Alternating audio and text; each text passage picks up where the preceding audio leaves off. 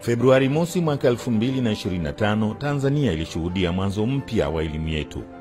Baada ya Rais wa Jamhuri ya Muungano wa Tanzania Mheshimiwa Dr. Samia Suluhu Hassan kuzindua rasmi sera ya elimu na mafunzo ya mwaka 2014 toleo la mwaka 2023. Sera hii inatoa mwelekeo mpya unaozingatia maarifa, stadi na ujuzi, ikilenga kuandaa rasilimali watu wenye ujuzi kama mtaji, human capital, pamoja na msisitizo mkubwa katika stadi za karne ya 21 na mahitaji ya kiujuzi kitaifa, kikanda na kimataifa. Maono yetu ni kusomesha watoto wetu wawe wataalamu na sio tu wasomi. Unaweza ukawa msomi, ulichokisoma hakikusaidii wewe wala taifa. Lakini ukiwa mtaalamu wa eneo fulani, ule utaalamu utautumia kujisaidia wewe, lakini kusaidia taifa lako. Kwa hiyo lengo letu ni kuzalisha wataalamu.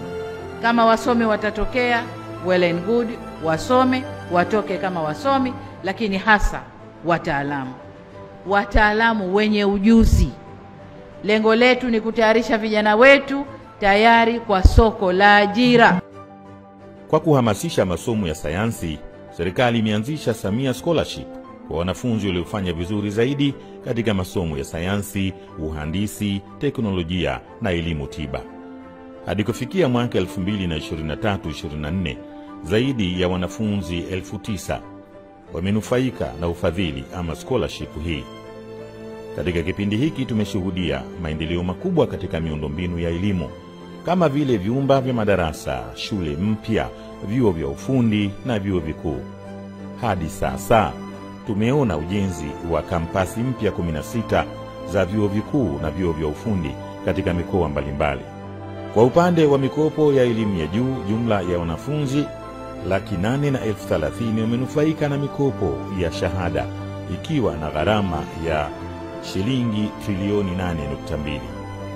Katika shule za sekondari, vyumba vya madarasa vimeongezeka kutoka 17,000 mwaka 2020 hadi 48,473 mwaka 2024. Idadi ya shule mpya za sekondari imeongezeka kutoka 5,280 mwaka 2020 hadi 5,807 mwaka 2024, huku idadi ya wanafunzi ikiongezeka kutoka 2,273,073 hadi 2,695,750.